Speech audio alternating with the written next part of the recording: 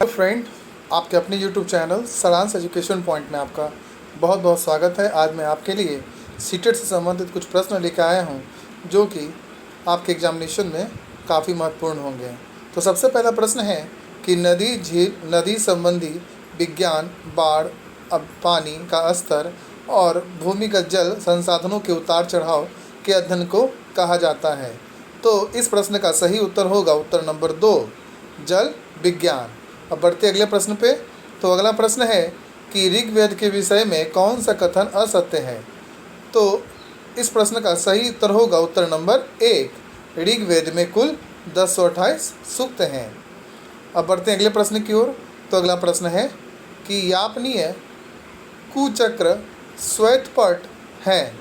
तो इस प्रश्न का सही उत्तर होगा उत्तर नंबर 1, जैन धर्म के उपसंप्रदाय। अब बढ़ते अगले प्रश्न की ओर। तो अगला प्रश्न है कि निम्नलिखित सूचियों को सुमेलित कीजिए। एक बार देखिए और खुद से सुमेलित करने का प्रयास कीजिए। तो इस प्रश्न का सही उत्तर होगा उत्तर नंबर 2, यानी कि ए का 1, बी का 3, सी का 2 और डी का 4। अब बढ़ते अगले प्रश्न पे। तो अगला प्रश्न है कि भारतीय संविधान के भाग 3 में निहित 12 से 1535 तक के अनुच्छेद पेश किए जाते हैं। तो इस प्रश्न का सही उत्तर होगा उत्तर नंबर 3, मौलिक अधिकारों के साथ। अब बढ़ते अगले प्रश्न की ओर। तो अगला प्रश्न है कि अल-बडूनी द्वारा दिए गए विवरणों में से क्या असत्य है। तो इस प्रश्न का सही उत्तर होगा उत्तर नंबर 2, भारतीय समाज में बाल विवाह तथा सती प्रथा विद्यमान नहीं थी। बढ़ते अगले प्रश्न की ओर। तो अगला प्रश्न है कि अलाउद्दीन खिलजी ने अपने शासन आरंभ से कुछ वर्षों से सार्वजनिक असंतोष तथा विद्रोह के कारण पर विचार किया एवं इनके 4 कारणों की पहचान की। निम्न में से कौन से कारण पर उसका ध्यान नहीं गया। तो इस प्रश्न का सही उत्तर होगा उत्तर नंबर 1, राजा का अपनी प्रजा के प्रति अव्यवस्था की अपेक्षा तथा अविज्ञानता। बढ़ते आज के अगले प्रश्न पे। तो अगला प्रश्न है कि में से किस एक भवन में चतुष्कोणीय मेहराब या टड्यूडर मेहराब का एक प्रमुख वास्तु तत्व के रूप में प्रयोग किया गया है। तो इस प्रश्न का सही उत्तर होगा उत्तर नंबर 1, अलाई दरवाज़ा। अब बढ़ते अगले प्रश्न की ओर। तो अगला प्रश्न है कि निम्नलिखित कथनों में से असत्य है। तो इस प्रश्न का सही उत्तर होगा उत्तर नंबर 4, औरंगजेब ने भी अपनी पूर्ववर्ती शासकों की तरह चित्रकारी को प्रोत्साहन दिया था। अब बढ़ते अगले प्रश्न की ओर। तो अगला प्रश्न है कि मुगल काल में भू राजस्व के भुगतान की विधि के बारे में निम्नलिखित कथनों में से कौन सा सही है। तो इस प्रश्न का सही उत्तर होगा उत्तर नंबर 4, सारे मुगल साम्राज्य में राजस्व चुकाने की कोई एक समान विधि नहीं थी। बढ़ते अगले प्रश्न की ओर। तो अगला प्रश्न है कि राज्य हड़प नीति के तहत डलहौजी द्वारा हड़पा गया राज्य था। तो इस प्रश्न का सही उत्तर होगा उत्तर नंबर 4, ये सभी यानी कि संबलपुर, उदयपुर और झांसी।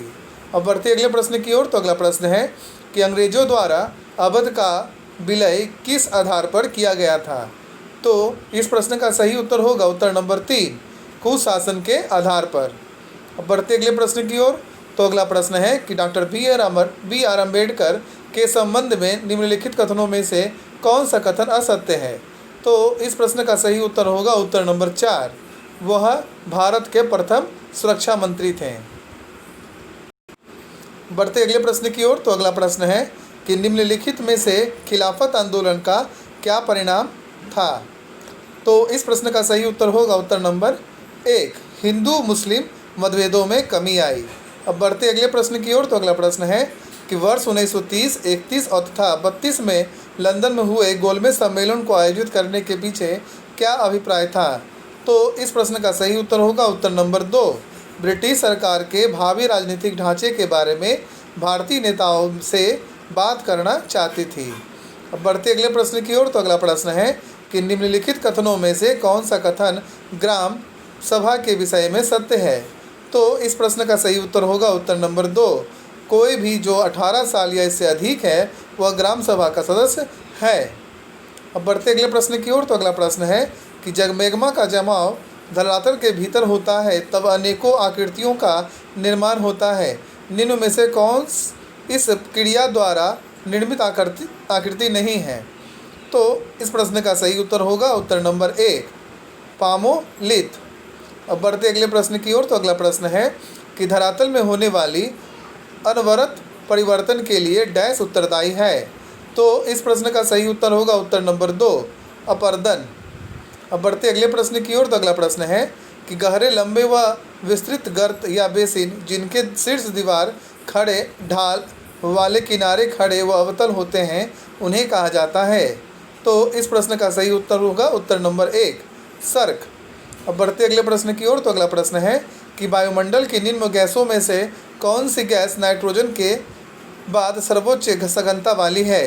तो इस प्रश्न का सही उत्तर होगा उत्तर नंबर 1 ऑक्सीजन।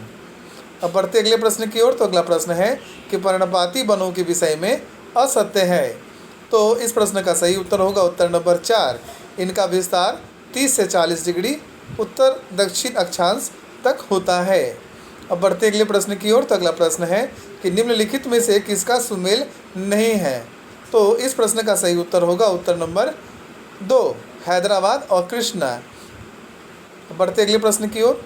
तो अगला प्रश्न है कि खरीफ और रबी से संबंधित निम्नलिखित कथनों में से कौन सा कथन ठीक नहीं है। तो इस प्रश्न का सही उत्तर होगा उत्तर नंबर 1 खरीफ महीना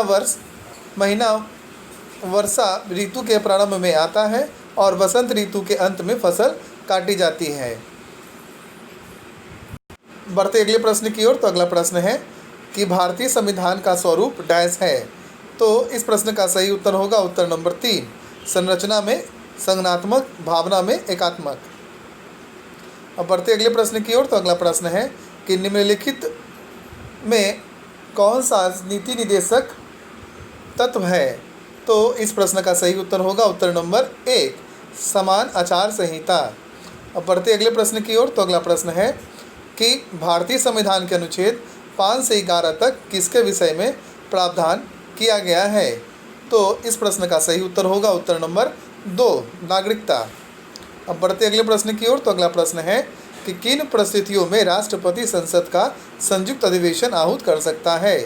तो इस प्रश्न का सही उत्तर होगा उत्तर नंबर 4 उपरोक्त सभी परिस्थितियों में, यानी कि एक सदन या द्वारा पारित विधेयक को दूसरे सदन द्वारा रद्द कर देना, एक सदन द्वारा विधेयक में प्रस्तावित संशोधन दूसरे सदन द्वारा स्वीकार न किया जाना, और तीसरा है कि इस एक सदन द्वारा विधेयक की प्राप्ति के 6 माह तक कोई कार्रवाई ना करना।